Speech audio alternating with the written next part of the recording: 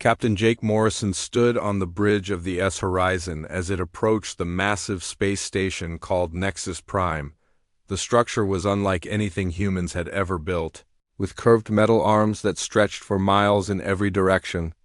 Lights blinked across its surface like stars, and ships from dozens of different worlds docked at various ports along its length.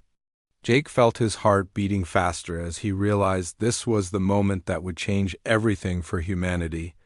Lisa Carter adjusted her diplomatic uniform and checked her notes one more time. As Earth's chief diplomat, she carried the hopes of 8 billion people on her shoulders. The message had come 6 months ago, inviting humanity to meet with something called the Galactic Council. For weeks, Earth's best minds had debated what this meant and how to respond. Now they were here, about to make first contact with an entire galaxy of alien civilizations. Dr. Ben Phillips ran his sensors over the station and shook his head in amazement. The technology readings were incredible. These aliens had mastered forms of energy that humans were just beginning to understand. Their ships moved without visible engines, and the station itself seemed to bend space around it. Ben wondered what humanity could learn from these advanced beings and what they might offer in return. The docking bay doors opened with a soft hiss, and Jake led his small team down the ramp onto the station floor. The air felt different here, thicker somehow, and it carried strange smells that reminded him of ozone and flowers. Dozens of different creatures moved through the corridors, some walking on 2 legs like humans, others floating or crawling on multiple limbs. Jake tried not to stare, but everything was so alien and wonderful. A tall figure approached them, wearing what looked like ceremonial robes. Its skin was pale blue and covered in intricate patterns, and its eyes were larger than human eyes with no visible pupils. When it spoke, the words came through a small device that translated the sounds into English. "I am Ambassador Zeltar of the Dominion species," the alien said, but its tone was cold and formal. "You are the representatives of the species that calls itself human." Lisa stepped forward and smiled, extending her hand in the universal human gesture of greeting. "Yes, I'm Lisa Carter, Chief Diplomat for Earth. We're honored to meet with the Galactic Council and learn about your great civilization." Zeltar looked at her extended hand but did not take it. Instead, he turned and began walking toward a large doorway. "Follow me. The Council will see you now, though I must warn you that this meeting is merely a formality. Your species has already been classified." Jake and Lisa exchanged glances as they followed the alien through corridors filled with incredible artwork and technology. The walls seemed to glow with their own light, and holographic displays showed star maps and data that Ben tried desperately to understand. Other aliens they passed barely looked at the humans, treating them like they were not worth noticing. The council chamber was enormous, with a domed ceiling that showed the stars outside. 12 different alien species sat in a circle on raised platforms, each more strange and wonderful than the last.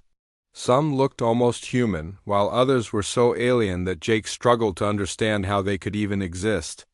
At the center of the circle was a single chair, obviously meant for the human delegation.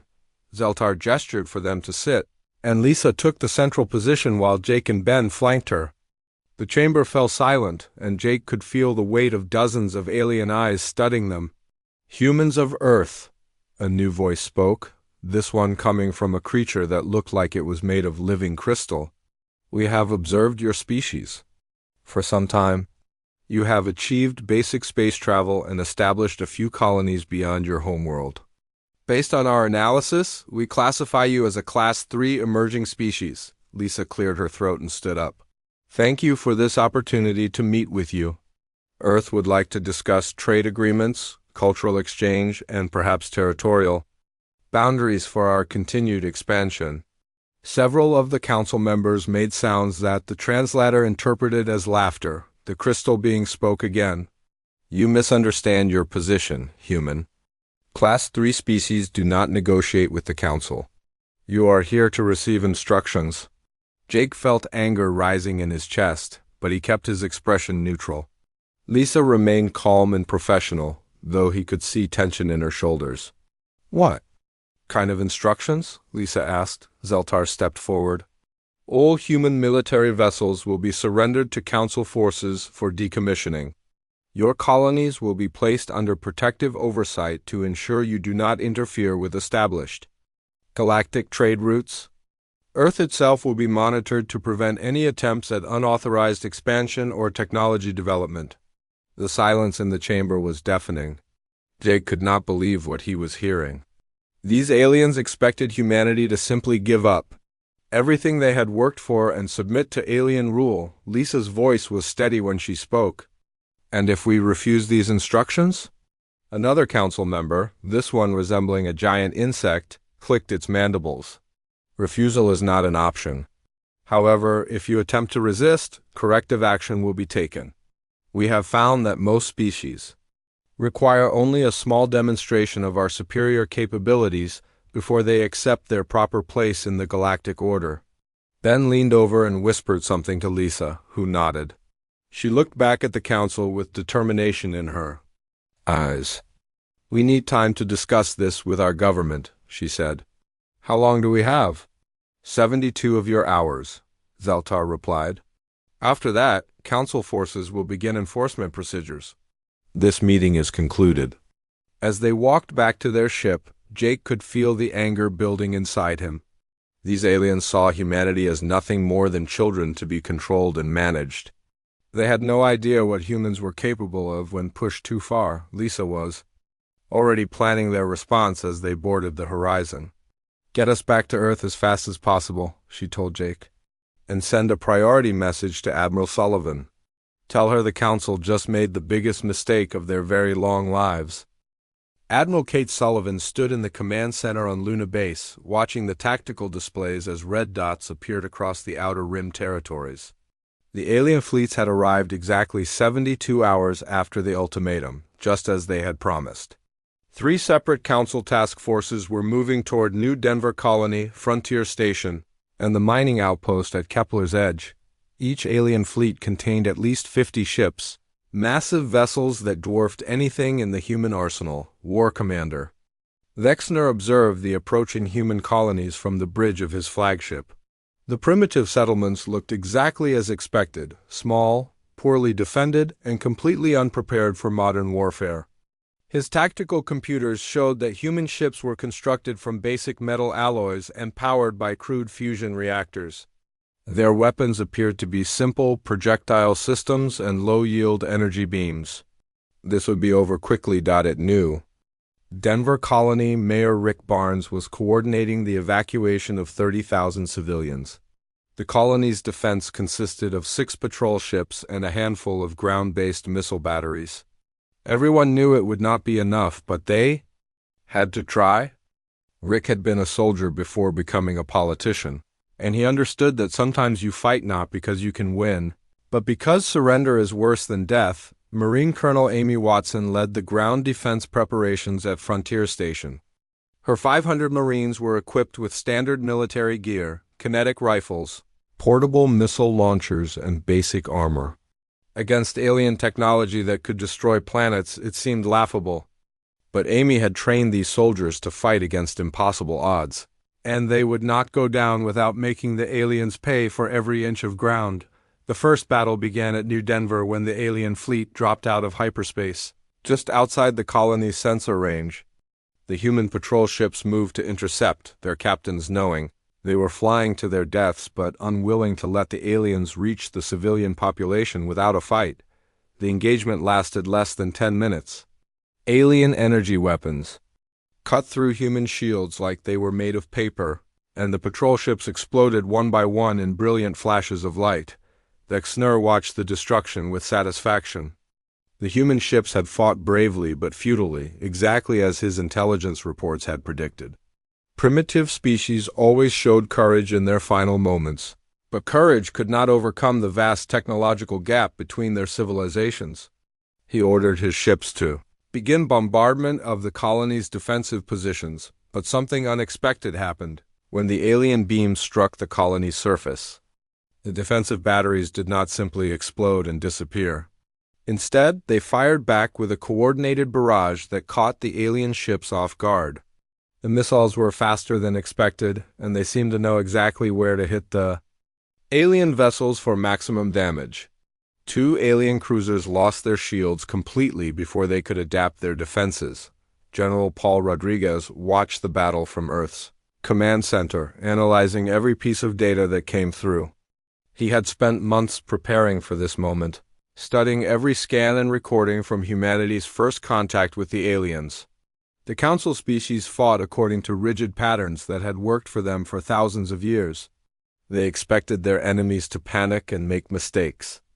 They did not expect careful planning and tactical innovation. At Frontier Station, Amy Watson's Marines were putting up a fight that shocked the alien ground forces. The humans had prepared the battlefield carefully, turning every building and corridor into a defensive position.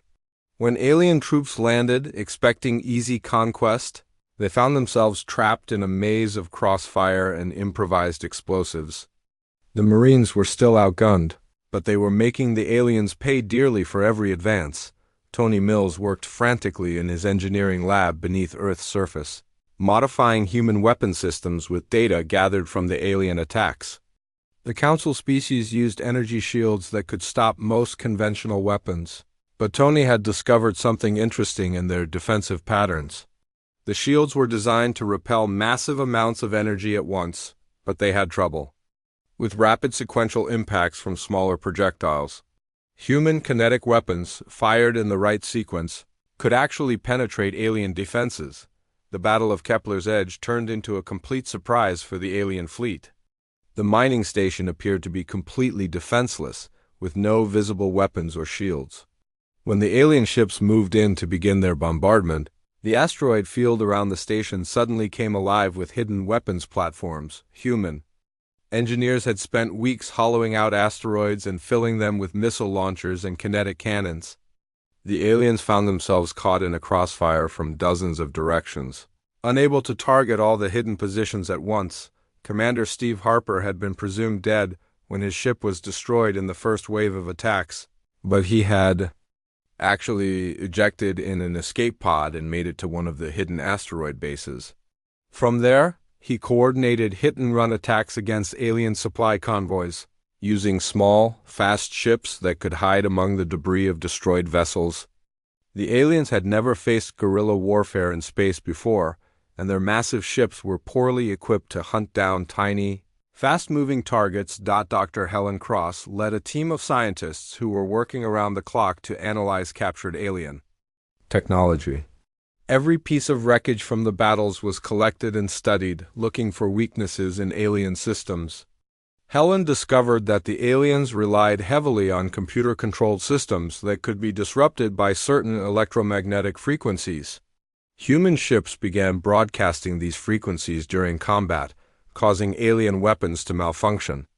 At critical moments, President Jack Hamilton prepared for what might be humanity's final broadcast. The alien fleets were still winning despite human resistance, and it seemed only a matter of time before Earth itself came under attack. But Jack had one last card to play. Nina Scott, Earth's best communications specialist, had been working to hack into the Galactic Communication Network. If they could broadcast humanity's message across the galaxy, other species might learn the truth about the Council's oppression. The message went out on every frequency that Nina could access, translated into hundreds of alien languages. Jack spoke directly to the oppressed species of the galaxy, telling them that humanity would not submit to Council rule and inviting them to join the fight for freedom. Within hours, reports began coming in of uprisings on worlds that had been under Council control for centuries. The Kethri species, enslaved 300 years ago, sent a secret message offering to help humanity in exchange for support in their own liberation. Ambassador Carl Rogers, who had remained on Nexus Prime when the fighting began, found himself in the middle of a growing rebellion. Alien species that had served the Council for generations were beginning to question their loyalty. Carl worked carefully to build a network of contacts among these potential allies, knowing that humanity could not win this war alone. As the second day of fighting ended, both sides were reassessing their strategies. The aliens had expected quick victory, but instead found determined resistance that was costing them ships and soldiers.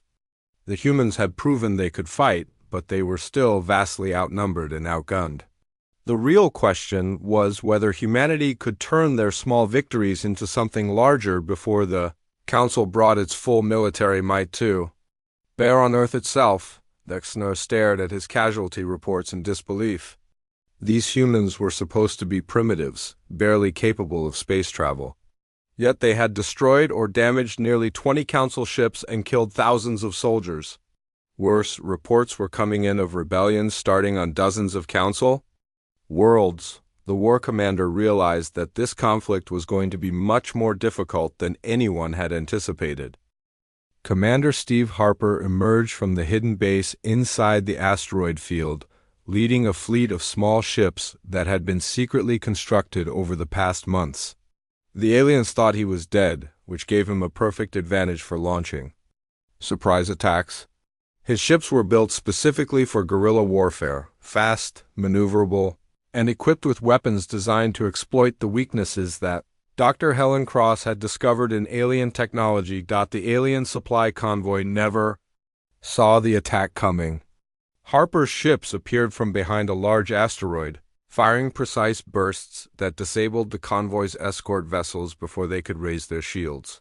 The supply ships themselves were captured intact, providing humanity with valuable alien equipment and intelligence about Council military operations. More importantly, the attack proved that human forces were still operational and growing stronger despite the ongoing alien offensive. Dr. Helen Cross worked in her laboratory surrounded by pieces of captured alien technology. Her team had made breakthrough after breakthrough in understanding how Council weapons and defenses functioned. The aliens used incredibly advanced materials and energy systems, but their designs followed predictable patterns that had not changed in thousands of years. Helen realized that the Council's greatest strength was also their greatest weakness. They had become so confident in their technological superiority that they had stopped innovating. Human engineers began incorporating alien technology into their own designs, but instead of simply copying what they found, they improved upon it. Tony Mills discovered that human manufacturing techniques could actually make some alien materials stronger and more efficient. The combination of alien science and human creativity was producing weapons and defenses that neither species could have developed alone. The President Jack Hamilton stood before the cameras in the White House bunker, preparing to deliver the most important speech in human history. The message would be broadcast across the galaxy using the communication network that Nina Scott had hacked. Every alien species would hear humanity's declaration of war against the Council, but more importantly, they would hear an invitation to join the fight for freedom. To the oppressed peoples of the galaxy, Jack began, his voice steady and determined. The Galactic Council has ruled through fear and intimidation for thousands of years. They have enslaved entire species, destroyed civilizations that dared to resist, and claimed ownership of worlds that belonged to others. Today, humanity refuses to bow to their demands. We call upon all free-thinking beings to stand with us against tyranny. Nina Scott monitored the galactic communication networks as the President's message spread across thousands of star systems. The response was immediate and overwhelming. Species that had been forced into Council service for centuries began broadcasting their own messages of support for humanity. Rebellion broke out on dozens of worlds as populations that had lived under alien oppression for generations finally saw hope for freedom. The Kethri were the first to make direct contact with human forces. Ambassador Carl Rogers received their secret transmission while still on Nexus Prime, where he had been working to build a network of allies among the Council's own member species. The Kethri leaders, speaking through encrypted channels, offered detailed intelligence about Council military capabilities in exchange for human support in liberating their homeworld. Carl learned that the Kethri had been preparing for rebellion for decades, secretly developing weapons and training soldiers while pretending to serve the Council loyally. They possessed detailed maps of Council facilities, knowledge of alien military tactics, and most importantly, they knew the locations of other enslaved species who might join the growing alliance against the Council. General Paul Rodriguez, coordinated the defense of Earth as alien fleets finally began moving toward the human homeworld. The attack on the outer colonies had been just the beginning. Now the Council was committing major military resources to crush human resistance before it could spread further. Rodriguez knew that Earth's survival depended on making the alien invasion as costly as possible while buying time for the growing Galactic Rebellion to gain strength. The defense preparations were unlike anything Earth had ever attempted. Every available ship was armed and ready for battle, from military vessels to converted civilian transports. Ground-based weapons platforms had been constructed around every major city, and orbital defense stations protected the approaches to Earth. Most importantly, the human forces were coordinated by a command structure that could adapt quickly to changing battle conditions. Admiral Kate Sullivan led the space-based defense forces from her flagship, the EDS Liberty. The human fleet was still smaller than the approaching alien armada, but it was equipped with the latest innovations developed by Dr. Cross and her team. Human ships now carried weapons that could penetrate alien shields and defenses that could absorb energy attacks. More importantly, they were commanded by officers who understood that this battle was not just about military victory, but about the survival of human freedom. The Battle of Earth began when the alien fleet dropped out of hyperspace at the edge of the solar system. Wexner commanded over 200 ships, the largest Council force ever assembled for a single operation. He expected to crush human resistance within hours and then begin the systematic occupation of Earth. The war commander had learned to respect human fighting ability, but he still believed that superior numbers and technology would win the day. Human defensive positions opened fire as soon as the alien ships came within range. The first salvos were devastating, catching the aliens off guard with the improved human weapons. Several alien cruisers lost their shields immediately, and 2 smaller vessels were destroyed outright.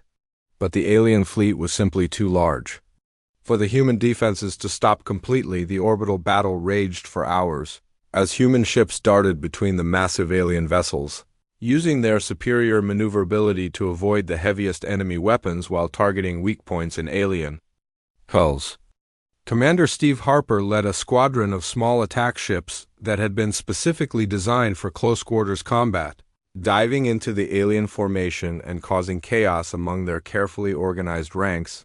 On the ground, Colonel Amy Watson prepared her forces for the inevitable alien landing. Marines and civilian volunteers worked together to fortify positions around major cities, knowing that they would soon face alien soldiers equipped with technology that could level buildings with a single shot. But the humans had advantages that the aliens did not expect: knowledge of the terrain, support from the local population, and tactics that had been developed specifically for fighting a technologically superior enemy. The first alien troops landed near New York, expecting to quickly overwhelm human ground forces and capture the planet's government centers. Instead, they found themselves fighting a coordinated defense that used every advantage of urban warfare. Human soldiers appeared from unexpected directions, used the city's infrastructure against the invaders, and disappeared before the aliens could bring their superior firepower to bear. Dr. Ben Phillips worked frantically to coordinate the scientific response to the invasion. Human research teams were analyzing alien tactics and technology in real time, looking for new weaknesses that could be exploited. Every piece of data from the battle was fed into computers that searched for patterns and opportunities that human commanders could use to turn the tide of the conflict. As the battle continued, reports began reaching Earth of similar conflicts breaking out across the galaxy. The Kethri had launched their own rebellion, attacking Council facilities in their home system with weapons and tactics learned from human broadcasts. Other enslaved species were following suit, creating a crisis that the Council had never faced before. Simultaneous uprisings across dozens of star systems. The aliens found themselves fighting not just humanity, but a growing alliance of species that had been waiting for someone to show them that the Council could be defeated. What had begun as a simple punitive expedition against one primitive species was becoming a galactic war that threatened the very foundation of Council power Vexner realized that his forces were trapped in a battle they could not win quickly, while rebellion spread across the galaxy like wildfire. The war commander faced a choice: continue the assault on Earth and risk losing control of the Council's empire, or withdraw and try to contain the spreading revolution. Either choice carried enormous risks, but one thing was certain: the galaxy would never be the same again. Fleet Admiral Dan Price stood on the bridge of the EDS Vengeance as the largest human fleet ever assembled, prepared to launch Operation Stormbreak. The counteroffensive had been planned for weeks by Colonel Matt Johnson, whose strategic genius had identified exactly where and when to strike the alien forces for maximum effect. The plan was audacious. Instead of defending Earth and waiting for the aliens to attack, humanity would take the fight directly to Council-controlled space. Special Forces Commander Lisa Brooks coordinated the simultaneous strikes that would hit 12 different alien military installations across 4 star systems. Her elite teams had been training with captured alien equipment, learning to use Council technology against its creators. Each team knew their mission could determine the outcome of the entire war, and they were ready to make whatever sacrifice was necessary to ensure human victory. The first phase of the operation began when Commander Steve Harper's guerrilla fleet struck the alien supply depot at Sigma Station. The installation was heavily defended, but the aliens had never faced an attack by ships that could hide among asteroid fields and strike without warning. Harper's forces destroyed the depot's defensive grid in minutes, then captured enough supplies to keep the human fleet operational for months. Sergeant Chris Lee led his Marines in the assault on the Council's prison facility at Gamma Prime, where thousands of alien civilians from rebellious species were being held as hostages. The prison was designed to be impregnable, with energy barriers and automated defense systems that could kill intruders instantly. But Lee's team had studied the facility's design for weeks, identifying a weakness in the power distribution system. That would allow them to shut down all defenses simultaneously. Captain Beth Clark commanded the diversionary attack on the heavily fortified world of Beta Centauri, drawing Council reinforcements away from the main targets. Her ships fought a running battle against superior numbers, using hit-and-run tactics that kept the alien fleet engaged, while the real objectives were being captured elsewhere. Clark knew her mission was essentially a suicide run, but she and her crews were determined to buy time for the rest of the operation to succeed. The turning point came at Kepler Station, where Captain Ryan Cook led the attack on the alien command center. Cook's ship, the EDS Defiant, had been heavily damaged in previous battles, but it was still capable of one final mission. When alien defenses proved too strong for conventional assault, Cook made the decision to ram his ship directly through the station's shields, creating a gap that allowed Marine boarding parties to get inside. Major Sam Turner led the Marines who poured through the breach created by Cook's sacrifice. The fighting inside Kepler Station was brutal, with human soldiers facing alien defenders, equipped with personal energy shields and weapons that could cut through metal walls. But Turner's Marines had trained for exactly this kind of close quarters combat, and they fought with a ferocity that shocked their alien opponents. The capture of War Commander Vexner himself was almost accidental. Turner's team was fighting their way toward the station's command center when they found the alien commander trapped in a damaged section of the facility. Vexner had been coordinating the defense personally, and when the station's power grid failed, he was cut off from his escape route. The War Commander's surrender was broadcast live across the galaxy by war correspondent Kelly Adams, who had insisted on accompanying the assault team despite the obvious dangers. The psychological impact of seeing a Council War Commander surrender to human forces was enormous. Alien species across the galaxy watched in amazement as the being they had been taught to fear and obey was led away as a prisoner. The broadcast sparked uprisings on dozens of worlds where populations had been waiting for a sign that the Council could be defeated. General Lisa Morgan coordinated the liberation of the prison colonies that human forces discovered throughout Council space. The extent of the alien oppression was shocking. Entire species had been enslaved for centuries, forced to work in mines and factories that produced wealth for the Council elite. Morgan's liberation forces found populations that had been so thoroughly broken by generations of slavery that many did not even remember their own histories, but as these freed peoples learned about the human-led rebellion, they began to remember what freedom meant. The Veltar species provided detailed maps of Council military installations, having been forced to build many of them as slave labor. The aquatic Murden offered their advanced sensor technology, which could detect alien ships from much greater distances than human equipment. Most importantly, these liberated peoples provided something that no amount of technology could replace: hope that the Council's reign of terror could finally be ended. Admiral Rebecca Torres found herself commanding a coalition fleet that included ships from dozens of different species, each with their own unique capabilities and requirements.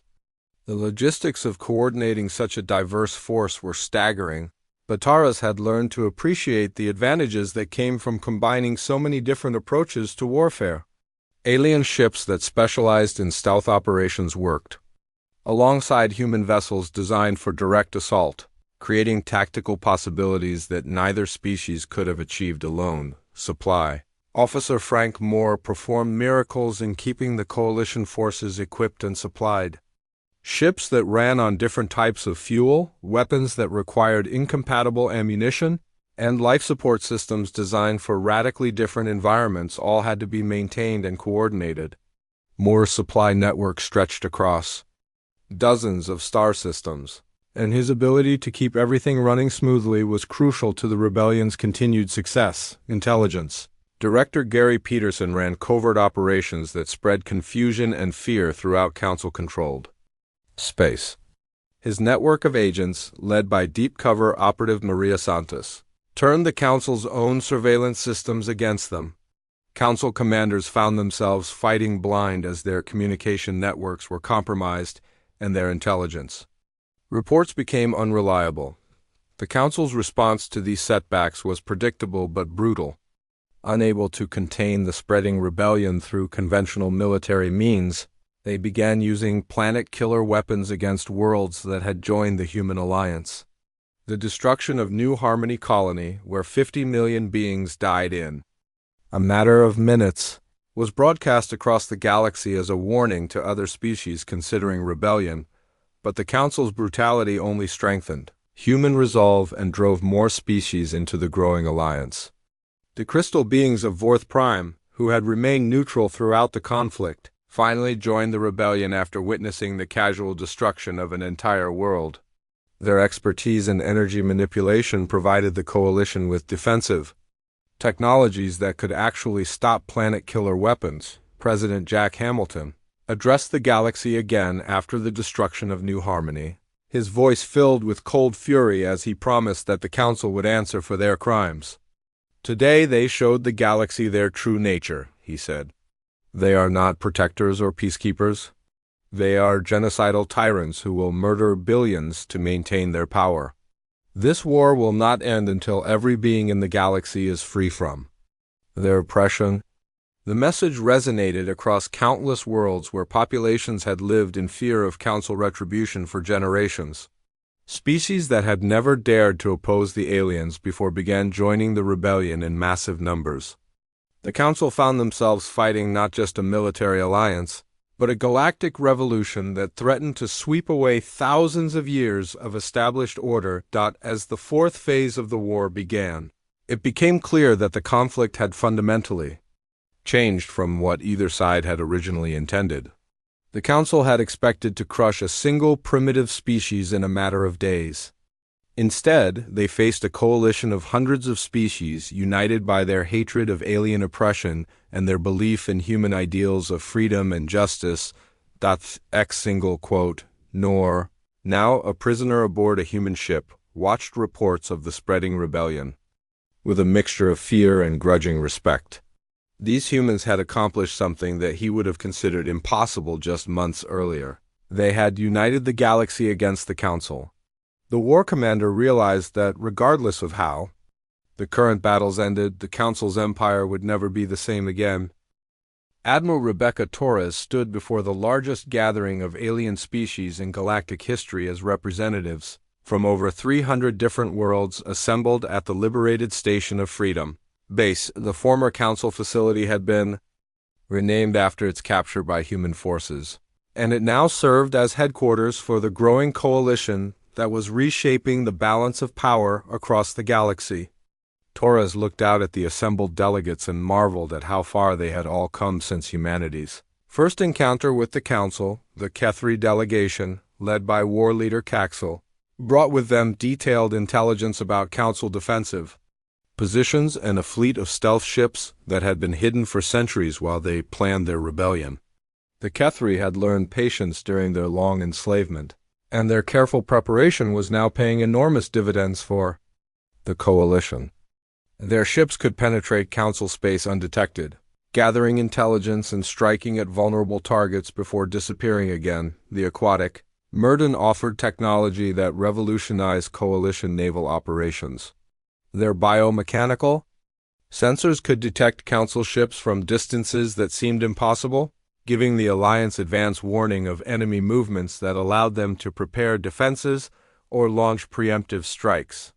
More importantly, the Murden brought with them a philosophical approach to warfare that emphasized patience and careful planning, qualities that complemented human adaptability perfectly. The crystalline Vorth proved to be masters of energy manipulation, providing the Coalition with defensive systems that could actually absorb and redirect Council weapon attacks. Their energy barriers protected Coalition ships from the devastating, planet-killer weapons that the Council had begun using against rebellious worlds. The Vorth had watched the galaxy burn for thousands of years without intervening, but the human example of standing up to impossible odds had finally motivated them to action. Supply Officer Frank Moore had expanded his logistics network into something that would have been considered impossible just months earlier. Ships from dozens of different species, each with unique requirements for fuel, ammunition, and life support, were being coordinated across multiple star systems. Moore's genius lay in finding ways to standardize equipment and procedures without forcing any species to abandon their unique advantages. The result was a military force that was both unified and incredibly diverse. Intelligence Director Gary Peterson coordinated the most ambitious espionage operation in galactic history. His agents had infiltrated Council facilities across their entire empire, turning the aliens' own security systems against them. Maria Santos led a team of deep cover operatives who had actually managed to join Council military units, providing real-time intelligence about enemy plans and capabilities. The Council found themselves fighting an enemy that seemed to know their every move before they made it. The liberation of the Taluri homeworld marked a turning point in the war that even the Council could not ignore. The Taluri had been one of the first species conquered by the Council over 2,000 years ago, and their world had been turned into a massive industrial complex that produced weapons and equipment for the alien military. When Coalition forces liberated the planet, they not only freed millions of enslaved beings, but also captured the largest weapons manufacturing facility in the galaxy. General Pete Williams led the ground assault on the Taluri homeworld, coordinating attacks by soldiers from dozens of different species. Human Marines fought alongside Kethri commandos, Murden assault troops, and Vorth energy specialists in battles that showcased the incredible diversity and adaptability of the Coalition forces. The fighting was brutal, but the combined tactics and technologies of so many different species proved overwhelming for the Council defenders. The discovery of the Council's true history came when Coalition forces captured the ancient archives. On the Taluri homeworld, Dr. Ben Phillips led the team that decoded the alien records, revealing that the Council had not always been the oppressive empire it had become. Originally, it had been founded as a peaceful alliance of species working together for mutual benefit. Over thousands of years, however, a small group of species had gradually accumulated power until they became the dominant force that ruled through fear and intimidation. The historical records also revealed something even more shocking. The Council had destroyed over 50 different civilizations that had dared to resist their rule. Entire species had been wiped from existence, their worlds sterilized, and their cultures erased from galactic memory. The scope of the alien genocide was beyond anything that even the Coalition had imagined, and it provided powerful motivation for species that had been wavering about joining the rebellion. President Jack Hamilton addressed the galaxy once again, after the liberation of the Telluri archives, this time armed with evidence of the Council's crimes against countless civilizations. "We now know the full extent of their evil," he said, his voice carrying to billions of beings across hundreds of worlds. "The Council has murdered entire species simply because they valued freedom over slavery. This war is not just about human independence or alien oppression. It is about preventing the complete destruction of galactic civilization itself." The response to Hamilton's broadcast was immediate and overwhelming. Species that had remained neutral throughout the conflict began joining the Coalition in massive numbers. Even some Council member species started defecting, their populations horrified by the revelation of their leaders' genocidal history. The balance of power in the galaxy was shifting so rapidly that the Council found themselves outnumbered for the first time in millennia. Captain Casey Morgan led a squadron of mixed Coalition ships in the daring raid that captured the Council's primary communication hub at Central Command. The facility controlled all Council military communications across the galaxy, and its capture allowed the Coalition to intercept and decode alien messages in real time.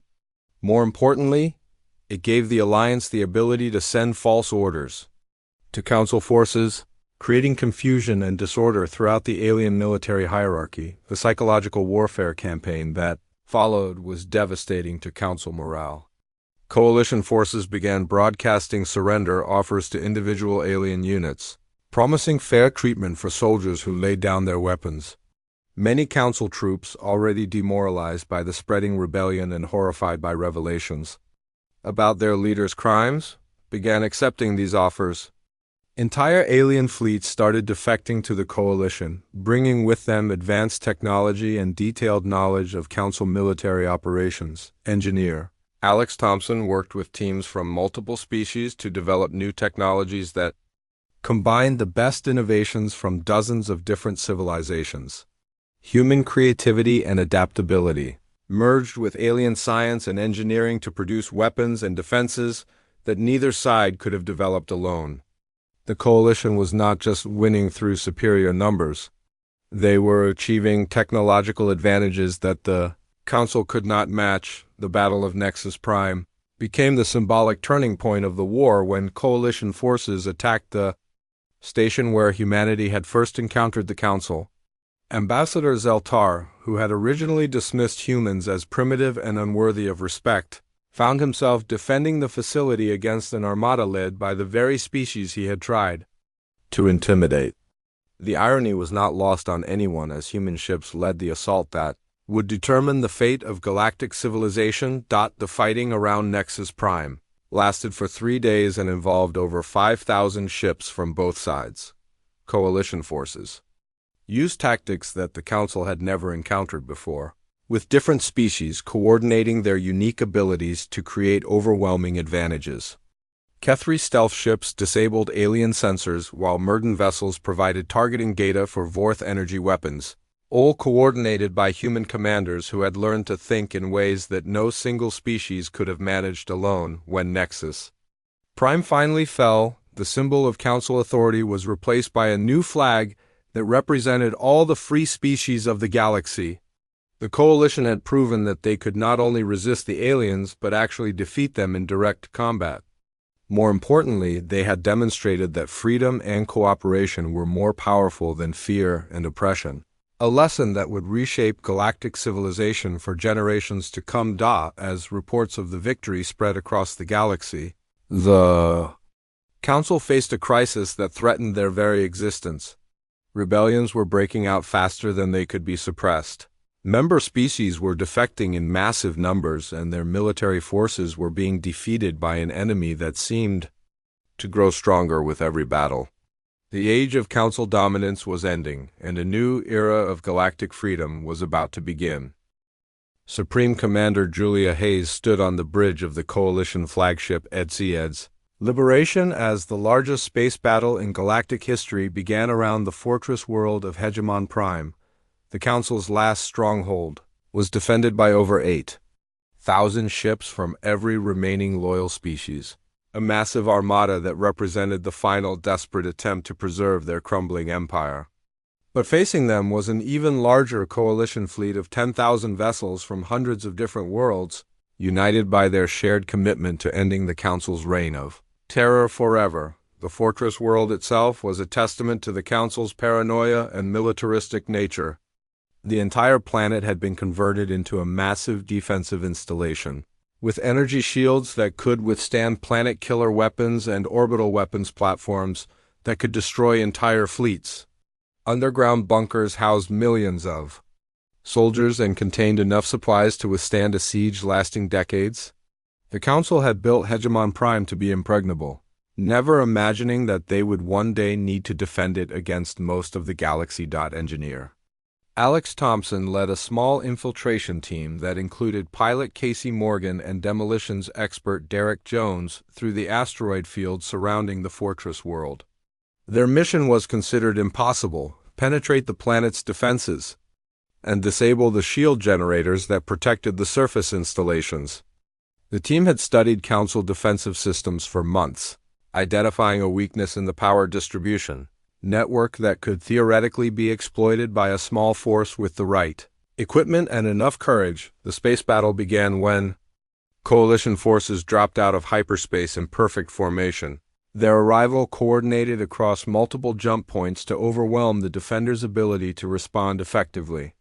Admiral Rebecca Torres commanded the main assault fleet while specialized task forces moved to cut off escape routes and prevent Council reinforcements from reaching the battle.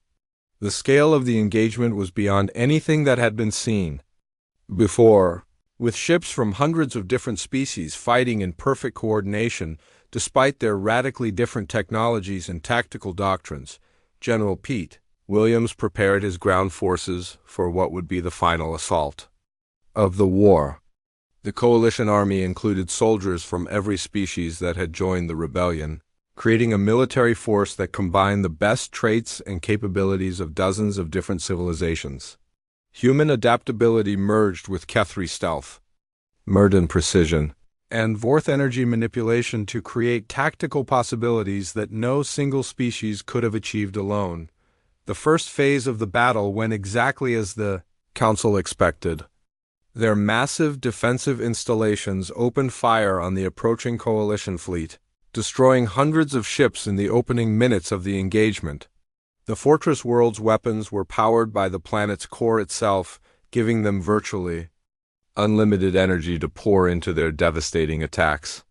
For a moment, it seemed that the Council's final gamble might actually succeed, but then Alex Thompson's infiltration team reached their target deep inside the planet's defensive network. Casey Morgan had piloted their small ship through a maze of defensive installations and automated weapons, using skills developed through years of fighting the Council's forces. Derek Jones had prepared explosive charges specifically designed to disrupt the alien power distribution systems, while Thompson coordinated the attack using intelligence gathered from captured Council technical manuals. The explosion that followed was relatively small by military standards, but its effects were devastating to the planet's defenses. The carefully designed power grid that fed energy to the orbital weapons platforms began to fail in a cascade of system overloads and feedback loops. Within minutes, the fortress world's defensive fire had been reduced by more than half, and some sections of the planetary shield began to flicker and fail completely. Coalition forces pressed their advantage immediately. Breakthrough squadrons led by veterans like Commander Steve Harper punched through the weakened defenses and began attacking the surface installations directly. Marine landing forces under Colonel Amy Watson established beachheads on the planet's surface, fighting their way toward the underground command bunkers where the Council's leadership had taken refuge. The fighting on Hegemon Prime was unlike anything the galaxy had ever seen. Soldiers from hundreds of different species fought side by side in battles that raged across continents. The Council's defenders fought with the desperation of beings who knew that defeat meant the end of their way of life, but they were overwhelmed by the sheer diversity and adaptability of the coalition forces. Every time the aliens adapted to one type of attack, they found themselves facing completely different tactics from another species. Supreme Council leader Zephyrin watched the destruction of his empire from deep within the planet's most secure bunker. The being who had ruled the galaxy for over 3 centuries could not comprehend how everything had gone so wrong so quickly. The humans had been dismissed as primitive savages when they first appeared, yet they had somehow united the entire galaxy against the Council. Now his fortress world was burning, his fleets were scattered, and his empire was collapsing around him. The final assault on the Council's command bunker was led by General Williams himself, fighting alongside soldiers from dozens of different species. The underground complex was designed to be a maze of defensive positions and kill zones, but the coalition forces had learned to work together so effectively that they overcame every obstacle the aliens could throw at them. Human engineers disabled alien defensive systems while Kethri commandos eliminated guards and Vorth. Specialists provided energy shields to protect the advancing troops. When coalition forces finally reached the Council's inner sanctum, they found Zephyrin waiting for them with a small group of his most loyal followers. The alien leader still possessed enough pride to refuse surrender, choosing instead to fight to the death rather than face the justice that awaited him. The brief battle that followed was symbolic of the larger conflict. A small group of powerful beings who had ruled through fear and oppression were finally overcome by the combined efforts of those they had sought to enslave. President Jack Hamilton arrived on Hegemon Prime just hours after the final battle ended, flying directly from Earth to witness the moment that would define the future of galactic civilization. Standing in the ruins of the Council's command center, surrounded by representatives from hundreds of liberated worlds, Hamilton addressed the galaxy one final time as a wartime leader. Today marks the end of the Council's empire of fear and oppression. He said, his words broadcast to every corner of the galaxy. But more importantly, it marks the beginning of a new age of freedom and cooperation among all the species of our galaxy. We did not fight this war to replace one form of tyranny with another. We fought to ensure that every sentient being has the right to determine their own destiny. The establishment of the new Galactic Assembly was unlike anything the galaxy had ever seen. Instead of being ruled by a small council of powerful species, every world would have representation proportional to its population. Decisions would be made through democratic processes, and no single species or group of species would be allowed to dominate the others. The humans, despite having led the rebellion, insisted on taking only a single vote in the new government, arguing that true freedom required equality for all. God Ambassador Lisa Carter was elected as the first Secretary General of the Galactic Assembly, chosen not because she was human, but because she had demonstrated throughout the war that she could work effectively with beings from hundreds of different species. Her first act was to establish the Galactic Bill of Rights, guaranteeing freedom of speech, religion, and self-determination for every sentient being in the galaxy. The transformation that followed was remarkable. Trade routes that had been restricted to benefit the Council elite were open to all species. Scientific knowledge that had been hoarded by the aliens was shared freely among all members of the Assembly. Worlds that had been strip-mined to support the Council's war machine were restored and returned to their original inhabitants.